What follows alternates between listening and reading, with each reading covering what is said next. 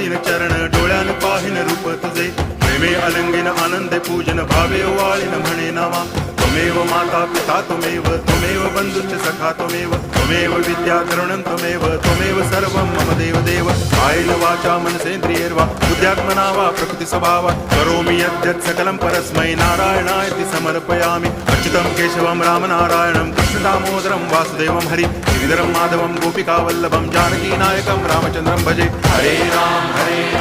Ram Ram Hare Hare Hare Krishna